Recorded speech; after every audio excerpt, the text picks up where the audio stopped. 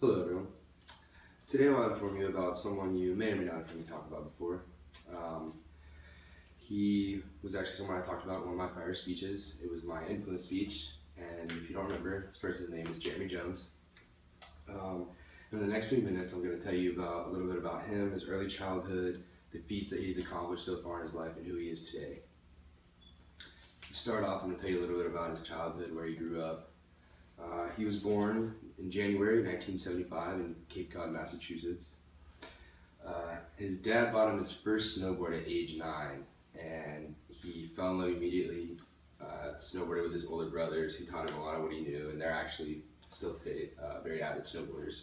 Just didn't quite have what Jeremy did.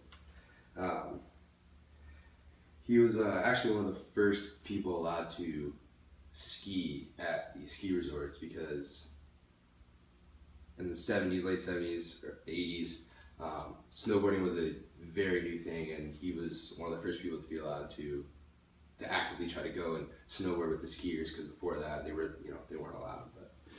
But he, because of the time period he grew up in, he got to watch what snowboarding started out as and what it became.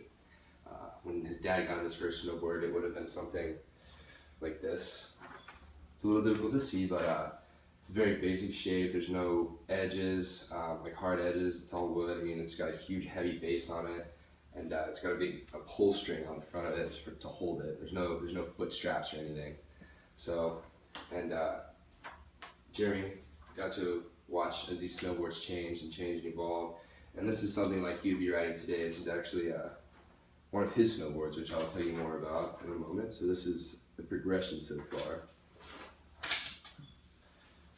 And then I'm going to tell you a little bit about some of the feats that he's accomplished so far in his life. He signed with Rossignol, which is a snowboarding company, in 1989, and he turned pro in 1991, just 2 years later. And in the late 90s, he was actually a part of the Olympic downhill slalom snowboarding team. He missed out on the finals by I think, a place, but he was still a part of that team, which is a really awesome feat. He's almost completely responsible for the evolution of backcountry snowboarding. Because when Jeremy was first snowboarding, it was either downhill slalom, which was hard lock boots, not a lot of freedom. You had to do exactly, what you had to do in slalom.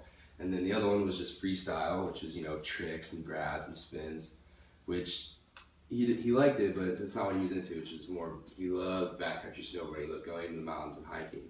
And so he was really the one who revolutionized this type of snowboarding. And since that, and because of that, he actually has taken several trips back into the Alaskan backcountry, where not many people have been before. And he's actually named several of the peaks back in Alaska, because he was the first one to summit them and obviously ride down. But he has 3 full-length movies on Netflix right now. They're called Higher, Deeper, and Further, and each one of them is just about different treks that he's taken, from going into the depths of Alaska. He actually went to Nepal and climbed Shangri-La with nothing but his snowboard and an ice pick, and climbed up and actually descended down on his snowboard. But the first time he tried it, he actually he wiped out and tomahawked almost halfway down Shangri-La. And I don't know if you know what Shangri-La looks like or necessarily what it is, but it's one of the mountains very close to Mount Everest. So here's what Shangri-La looks like. Very, very, very steep, and one of the highest points in the world. And then here's Jeremy, just casually riding down. This was his second attempt that he did make it all the way down on.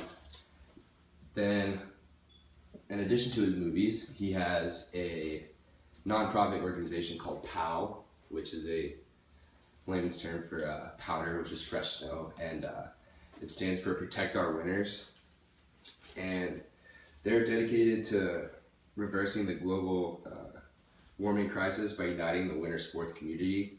and focusing its efforts on reversing the damage done by climate change. And after 20 years of riding and being sponsored by Resignol, in 2009, he left his sponsor and announced his own line of Bad Country tailored snowboards. And it's called Jones Snowboards now, and that's what I showed you here before. And it's a huge success. He's leading the way, blazing the trail in backcountry snowboarding. He actually has made split boards something that are very popular now, and they used to not be. And split board is a snowboard that splits in half, and you can wear them as skis to go trekking into the backcountry. And lastly, I'm going to tell you guys about Jeremy today, because the bottom of the line, he's just a phenomenal guy. He's a family man.